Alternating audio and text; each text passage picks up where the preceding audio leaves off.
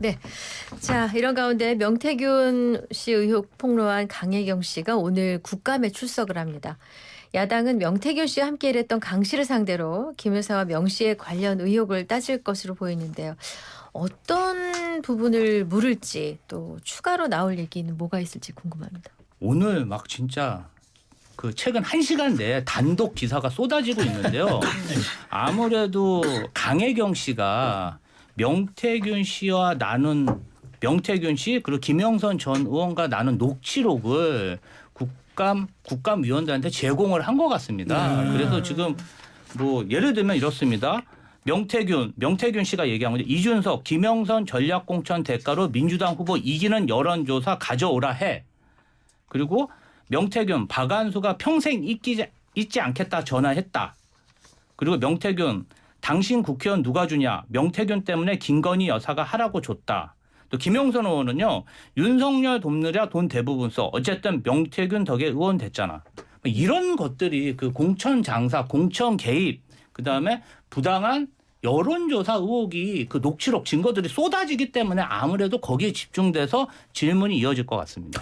근데 지금 명 씨는 또 그래 일단 국회 본인은 불출석하겠다고 이제 얘기를 했습니다. 네. 근데 그러면서 이제 강 씨와 진실 공방을 벌이고 있는 와중인데 여론조사를 둘러싼 논란이 일고 있는 건 그 일고 있는 미래한국연구소가 내게 아니다.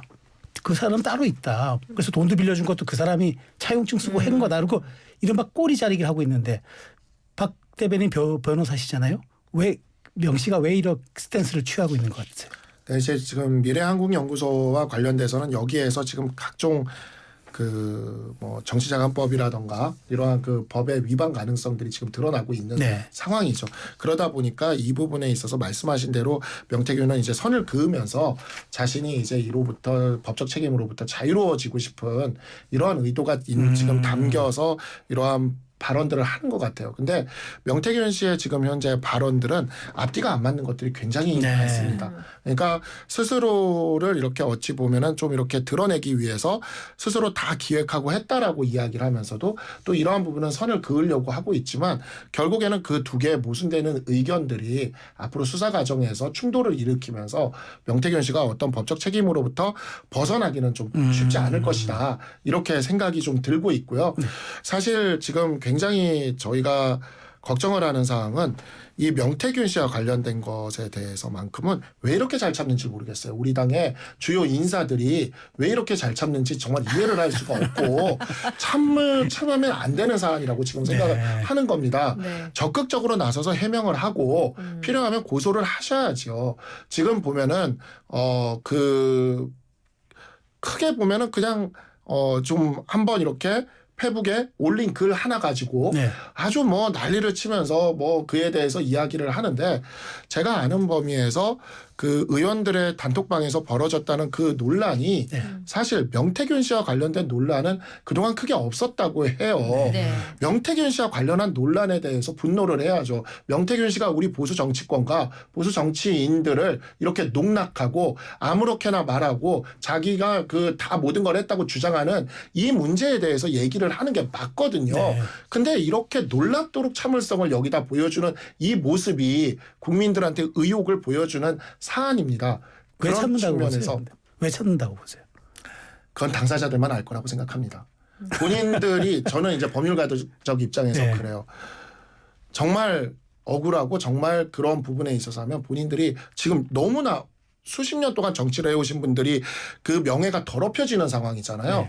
그런데 이러한 상황에 대해서 적극적으로 대응을 하지 않는다.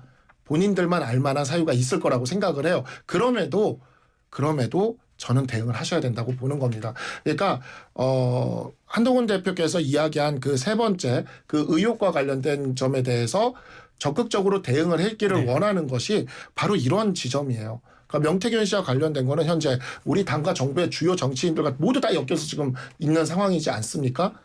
적극적으로 대응하셔야죠. 참지 않았으면 좋겠습니다. 그 참는 모습이 우리 당과 정부를 현재 위태롭게 빠뜨리고 있다 이렇게 생각합니다. 네. 자, 또 다른 얘기. 오늘 국회에서는 대검찰청에 대한 국정감사가 이루어집니다. 민주당이 심우정 검찰총장, 이창수 서울중앙지검장을 비롯해서 김건희 여사 불기소 결정에 참여한 검사 탄핵을 추진하겠다는 뜻을 계속 밝히고 있습니다. 오늘 대검찰청 국감장이 아주 뜨거울 것으로 보이는데 어떻게 전망하십니까? 사실은 그 국감을 대하는 검사들의 태도가 뭐 지난 2년간 계속 그랬지만 너무나 좀 오만불손하고 막 나가는 행태를 계속 보이고 있고 김건희 여사 도이치모터스 주가 조작 의혹에 대한 불기소 처리 그리고 디올백 명품백 수수 의혹에 대한 불기소 처리에 대해서 국민 대부분이 여론조사를 보면 납득하지 못하는 그러한 결과를 가져왔는데 오히려 검사들이 김건희 여사를 비호하는 변호하는 변호사 역할을 뭐 장장 4시간이나 이렇게 함으로 인해서 국민 법감정이 많이 훼손됐습니다. 그런 의미에서 보면은 국회에서는 국회의 권한을 가지고 서울중앙지검장하고 검찰총장에 대한 탄핵을 논의할 수도 있다. 저는 그렇게 봅니다. 네. 어떤 입장이세요? 이 사건과 관련돼서는 이렇게 쭉 시계추열상에 펼쳐놓고 사건을 좀 볼 필요가 있습니다. 2020년과 21년에 중앙지검장은 이성윤 중앙지검장이었습니다. 네. 사실 제가 민주당에서 무엇을 주장하는 것일까라는 생각을 하면서 제가 이렇게 지난 주말에 PD수첩에 있는 내용들을 한번 봤어요. 제가 한번 쭉 봤는데 네. 그 내용을 보다 보니까 이런 부분들을 가지고 민주당에서 의혹을 제기하고 있는 거구나 하는 것들이 법률가 입장에서 보이는 것들이 몇 개가 보이더라고요. 네.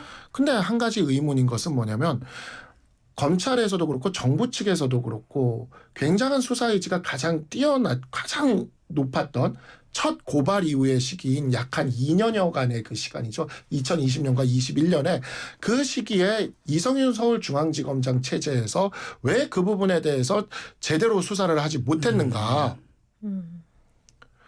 혐의가 없어서 못했는가.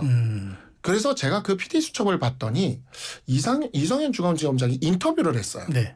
당시 이성윤 중앙지검장이 인터뷰를 했는데 뭐라고 인터뷰를 하냐면 자신의 그 비망록 노트를 보여주면서 당시에 보수 언론의 기자들이 문을 열고 들어와서 수사를 하는 것에 대해서 겁박을 하고 그리고 왜 아직 그만두지 않았냐고 겁박을 했다고 그러거든요. 네. 근데 저는 그 부분이 너무나 법률가족 입장에서 이상한 것이 네.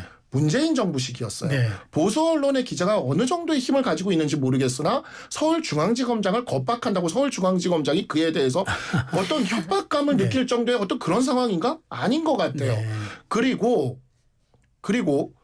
게다가 뭐냐면 그렇게 겁박을 해서 제대로 수사를 못했다는 식으로 인터뷰를 하시던데 이게 말이 되나라는 생각이 드는 거예요. 그래서 저는 심우정 검찰총장에게 묻기 전에 네. 민주당은 자당에 이성윤 의원에게 왜 그랬냐. 네.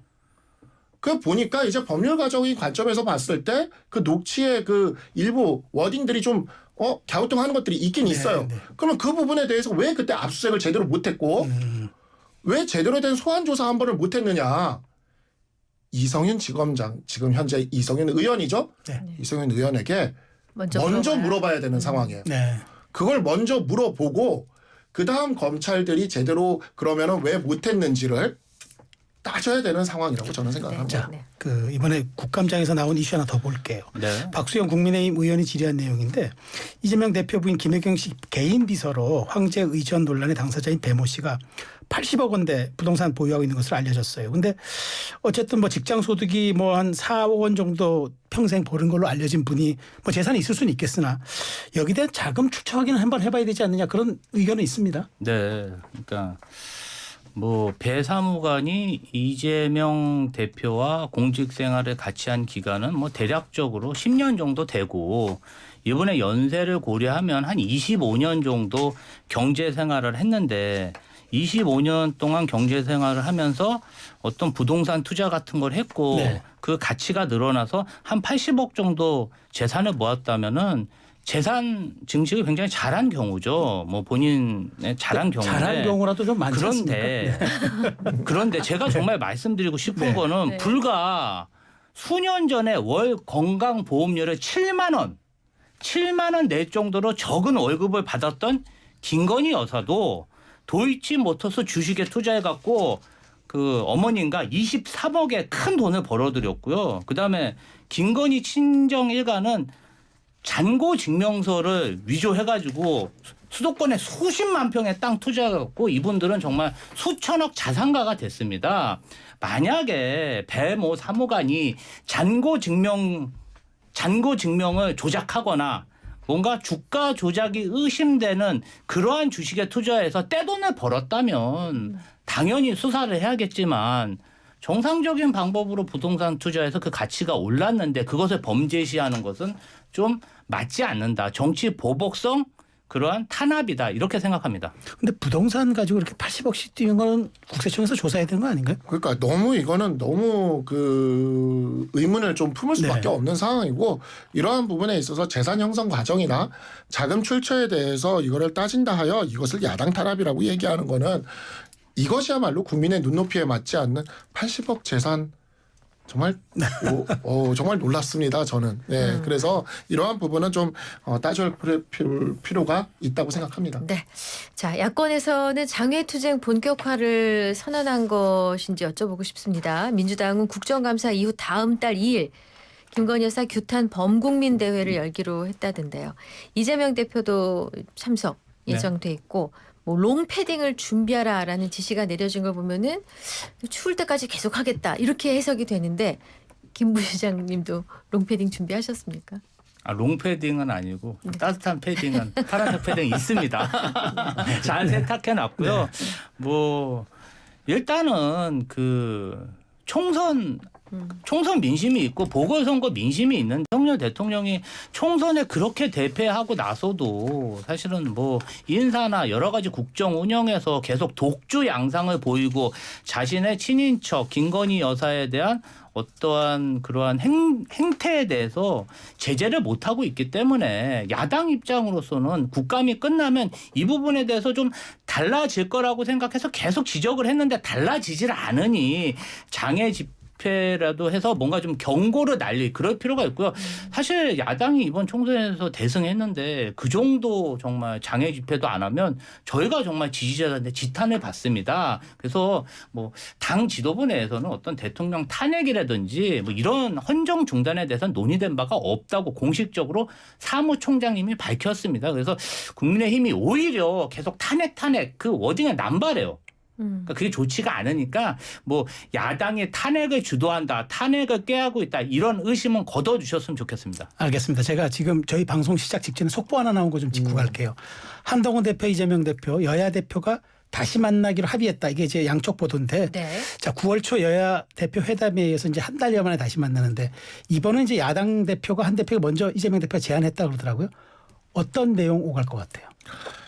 앞으로 그러니까 저는 지금 이재명 대표가 이런 정치를 계속 해야 된다고 생각을 해요. 장애 집회 같은 거 하지 말고 대의민주주의 국가에서 총선에서 그만큼 이겼으면 국회에서 열심히 하시면 되지 길거리를 뭐하러 나옵니까? 그리고 얘기할 거 있으면 한동훈 대표랑 만나서 이렇게 얘기하면 되는 거예요.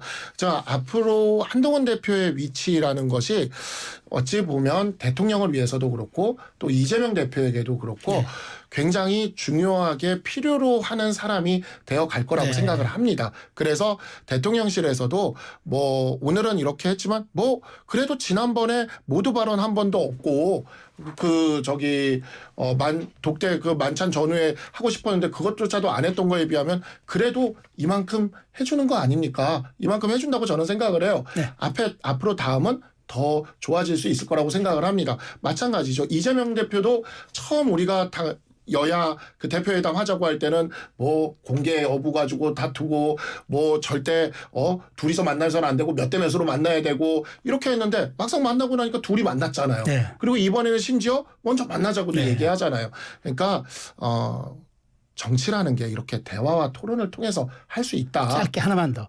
그럼 이제 11월 달에 1심 선고 이재명 대표 두 개가 나오는데 그 미묘한 시점에 한 대표가 내가 만날게요라고 화답한 이유는 뭘까요? 아니죠. 이거는 국정의 파트너로서 만나는 거예요. 그거는 그 1심 선고는 이재명 대표가 저지른 범죄에 대해 이재명 대표가 책임지면 되는 겁니다. 그건 사법부의 판단이죠. 그러니까 그에 대해서는 그에 대한 것이고 사법부의 판단이 최종적으로 되는 것과 별개로 어쨌든 야당 대표이기 때문에 우리가 국정의 파트너로서 만나는 것이고 그럼 뭐 이재명 대표가 만약에 흔들려서 비대위원장이 생긴다 해도 우린 만날 겁니다. 알겠습니다. 네. 알겠습니다. 자, 이슈가 먼데이. 지금까지 박상수 국민의힘 대변인, 김지호 더불어민주당 전 당대표 정무조정 부실장과 함께했습니다. 두 분 고맙습니다. 잘 들었습니다. 네, 감사합니다.